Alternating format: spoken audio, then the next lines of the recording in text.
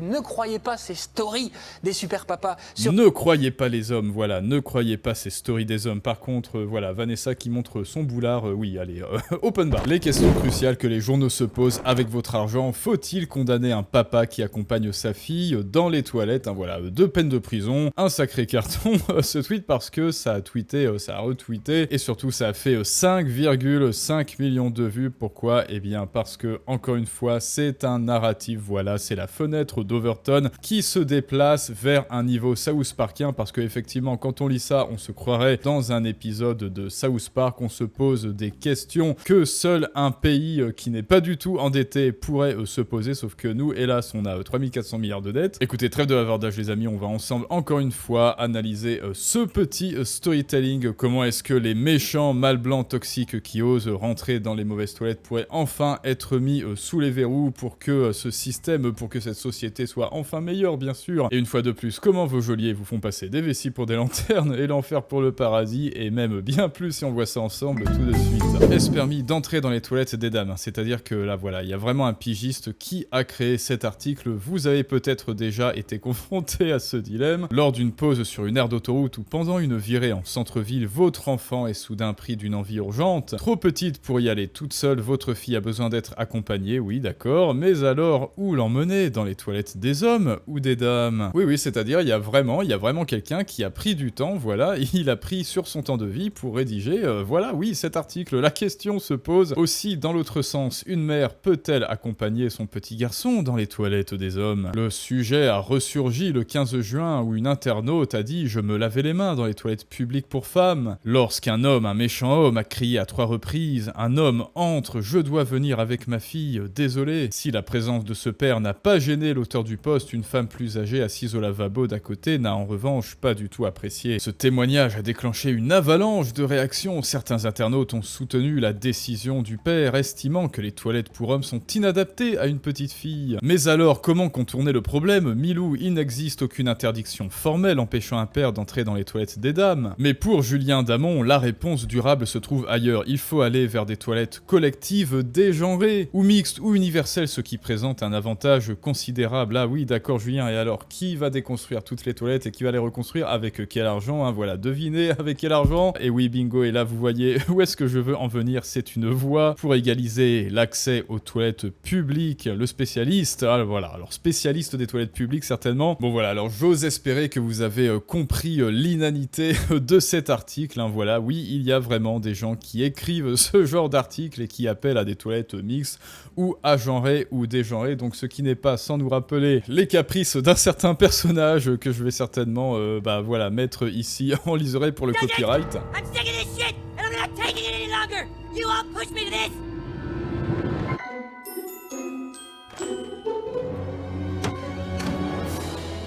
Il va dans les trucs des filles. What the hell do you think you're doing? I'm going to the potty. This is the girls' bathroom! Alright, I need to tell you something, Wendy. I'm transgender. What? Did you notice the bow? I'm not comfortable with the sex I was assigned at birth, so I'm exercising my right to identify with... Voilà, je suis pas du tout confortable avec le genre qui m'a été attribué à la naissance, donc je me mets un petit nœud papillon rose et je vais dans les toilettes des dames, et c'est exactement ce que je vous propose, hein, parce que oui, c'est la solution, mais maintenant, si vous croyez que là c'est bon, le sujet est clos, est terminé, bon bah voilà, encore une gabegie de plus, encore un article de plus à écrire avec votre argent, encore un projet complètement fumeux et South Parkien, voilà, de plus, fait avec quoi, proposé avec quoi, avec l'argent de Nicolas, eh bien, ça n'est pas fini parce qu'il semble que le problème soit plus profond, et alors écoutez bien ce que l'on réserve aux pères de famille. On parle beaucoup du concept des nouveaux pères. Oui. En clair, cette nouvelle génération... Voilà, alors le concept des nouveaux pères, alors je ne sais pas ce qu'est ce concept des nouveaux pères, c'est-à-dire qu'avant il y avait des anciens pères et maintenant il y a des nouveaux pères, bon ok. Des pères qui seraient plus investis, plus égalitaires, sauf que de nombreuses voix s'élèvent pour dire que ce concept, c'est un peu un mythe. Voilà, si vous regardez sur les réseaux sociaux, vous en voyez plein dans la nouvelle génération des pères qui se mettent en photo. Regarde, je change la couche, regarde, j'ai préparé le bavoir, regarde, c'est moi qui ai fait le plat, je suis à 16h30 devant l'école, génial! Sauf que... Bon, alors lui, il risque pas d'être un père biologique, hein, selon... Non mais, bon, pardon. Effectivement, ils se mettent en scène et ça énerve beaucoup qui? les mères. Pourquoi les mères? Parce qu'elles font tout pareil, mais elles se mettent pas en scène. Donc, Alors apparemment les mères, les femmes ne se mettent pas en scène sur les réseaux sociaux et les pères sont devenus des instababes, des instagrammeuses qui se maquilleraient et se mettraient en scène sur les réseaux sociaux pour afficher leurs petites filles pour ensuite les accompagner aux toilettes des hommes ou des dames. Donc là il y a un peu quelque part une espèce de suspicion de culpabilité qui est presque incestueux et ça, bah voilà, je suis désolé mais je le dis, cela me gêne énormément toujours d'accabler la gente masculine d'une espèce de suspicion de culpabilité, d'un espèce de crime ou de délit complètement fumeux et imaginaire. Alors je ne dis pas que ça n'existe pas, hein, voilà, trigger warning et tout, mais à chaque fois accabler l'entièreté de la gente masculine parce que vous êtes né homme et donc vous êtes né dans le péché. Pourquoi? Parce que vous êtes un homme et donc bah voilà, vous êtes coupable. Ça, je suis désolé, mais c'est inexcusable comme narrative dans une société qui se voudrait moderne. on parle de On nouveaux en fait pères. beaucoup plus, pardon. Voilà, on parle, effectivement, on en fait beaucoup plus. Qui le prouve, Alba? Certes, mais aussi les chiffres. Toutes les enquêtes sérieuses vont dans le même sens, tout change, mais en fait... Les enquêtes sérieuses, bon alors voilà, quand il y a TF1 Info qui vous dit les enquêtes sérieuses vont dans le même sens, voilà, trouvez ça éminemment suspect. Qu'est-ce qui va nous sortir comme enquête sérieuse? Rien ne change. Regardez quelques exemples. Rien ne change. À votre avis, Ah, il regardez faut que tout change pour que rien ne change, référence le guépard. le premier. Qui se lève la nuit quand un bébé pleure? Ah, on entend tous les deux, mais bizarrement, dans 80% maman, des cas, ce sont les mamans. Sur Doctolib, qui s'occupe de prendre les rendez-vous médicaux pour les enfants? Dans 80% des cas, ce sont les... Maman. Merci. Ok, alors donc les études sérieuses, c'est un sondage, c'est sur les forums Doctolib. Hein. Vous savez, Doctolib, c'est le site où il y a une femme qui a marqué dites-moi, est-ce que si je fais l'amour pendant que je suis enceinte, est-ce que mon bébé va tomber enceinte, hein. Voilà, c'est ça.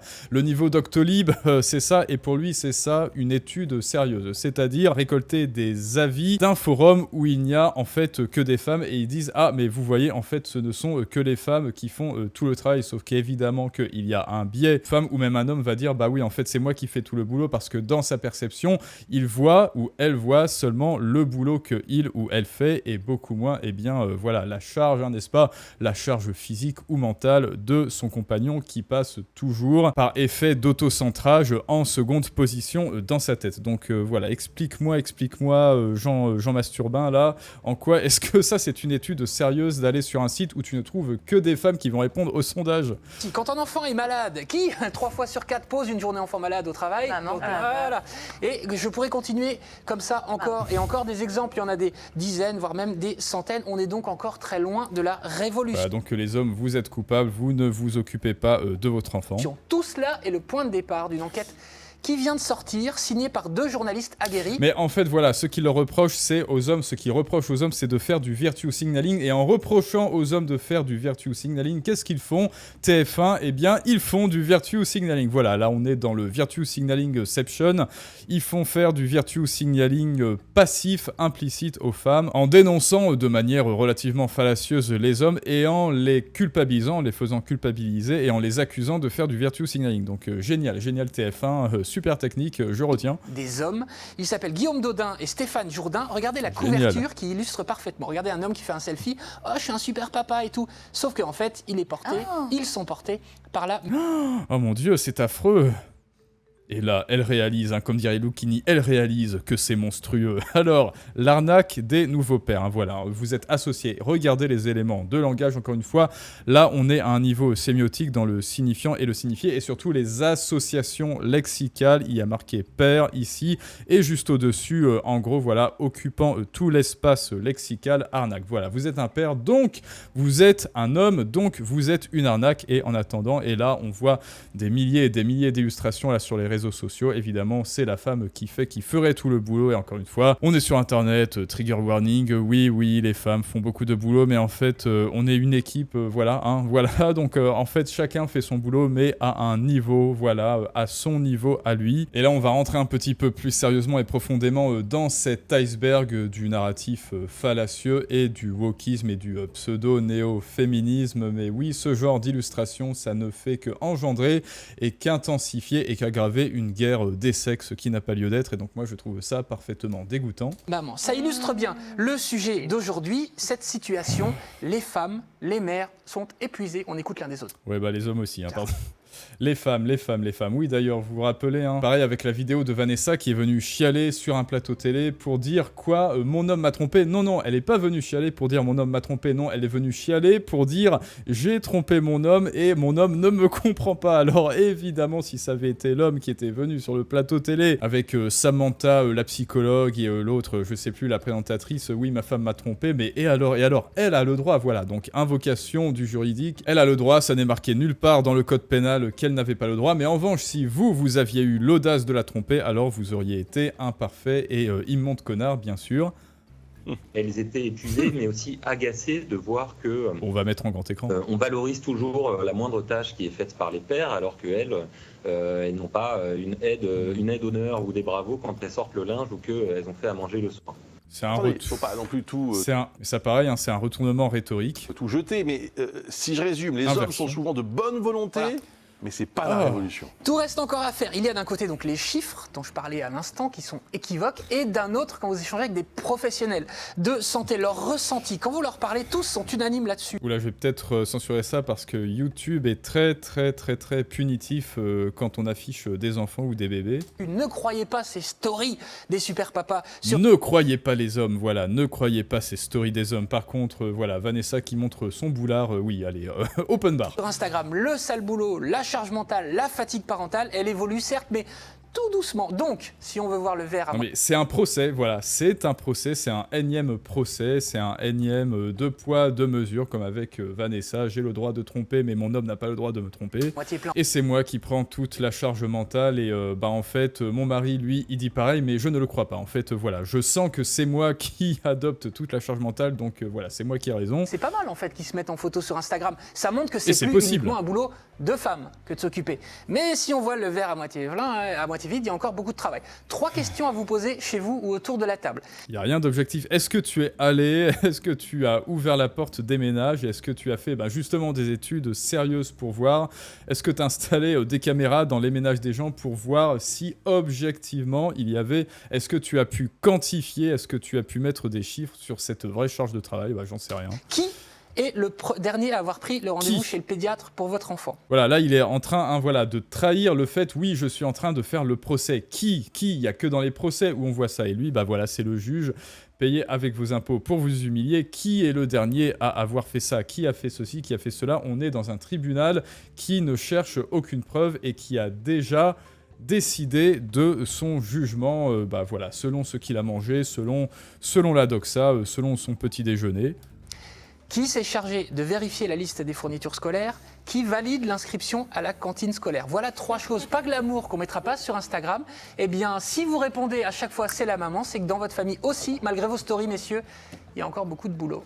Voilà, vous êtes on coupable, parle de tu es tendance. hop là, tu es coupable, je suis coupable, nous sachons, vous sachez que vous êtes coupable. Et voilà les amis, vous comprenez maintenant pourquoi est-ce que j'ai voulu... Alors, pourquoi déjà est-ce qu'il y a 5,5 millions de vues sur ce tweet pour un banal, soi-disant banal mais très South Parkien de condamner, voilà, condamner un papa, mais c'est-à-dire par extension in extenso, condamner les papas et in extenso encore, condamner les hommes là pour une affaire de toilettes publiques. Mais en fait, vous avez bien vu que c'était un prétexte narratif pour évidemment attaquer et faire perdurer cette espèce de guéguerre des genres qui sépare encore une fois les hommes et les femmes, parce qu'il faut diviser pour mieux régner plutôt que de les réunir et faire en sorte que justement ils ne se serrent les coudes et soient efficaces dans le couple. Après vous faites ce que vous voulez les amis, mais en tout cas dites-moi ce que vous pensez de tout ça. Il faut couper les aides à la presse, oui, ça effectivement on n'en a pas trop parlé, il faut couper les aides à la presse et supprimer la niche fiscale des journalistes, oui. Question formulée par des gens qui n'ont pas d'enfants, oui non mais ça c'est classique, quand on est parent, on s'adapte en permanence à toutes les situations, sans prendre en compte les interrogations des journalistes à trottinette. Effectivement là je suis assez d'accord quand vous vous mettez à quantifier et à faire des comptes d'apothicaire de charge mentale qui de toute façon ne peut pas être vraiment quantifié à moins que vous ne soyez dans la tête de votre partenaire, et c'est que vous avez complètement vrillé, c'est que vous intellectualisez la chose et c'est que quelque part car, comme dirait l'autre, l'amour est mort. Perso, dans ce cas, je vais dans les toilettes des hommes. Bon, il n'y a aucun rapport entre la vidéo et le titre de cet article. Ben oui, mais comme on l'a dit, c'est un prétexte narratif. Votre question est débile, bah oui. Donc vous voyez encore une fois comment est-ce qu'on vous fait passer des vessies pour des lanternes. Messieurs et mesdames, bien sûr, dites-moi ce que vous pensez de tout ça. Est-ce que vous asseyez une espèce de charge mentale dans votre couple avec vos enfants? Est-ce que vous emmenez vos enfants aux toilettes? Bien sûr. Et vous voyez encore une fois avec des techniques pseudo-rhétoriques, mais des techniques de persuasion un petit peu bas de plafond, ce qu'ils arrivent à vous transmettre comme idée et comme paradigme. Et si vous ne voulez plus vous laisser faire, vous voyez que si vous ne parvenez pas à vous faire comprendre et à transmettre vos idées, eh bien d'autres le feront à votre place. Eux, ils le feront à votre place pendant que vous resterez ignoré un jour de plus dans l'ombre avec vos idées. Donc si ça n'est déjà fait, va voir la masterclass Les clés de la persuasion en commentaire pour mieux te faire comprendre, augmenter ton pouvoir de persuasion et augmenter ton pouvoir sur le monde. Et c'est maintenant à vous de vous exprimer, les amis, en commentaire. J'attends vos avis et je vous dis comme d'habitude à très bientôt pour un prochain storytelling du monde moderne, mais ça, c'est une autre histoire.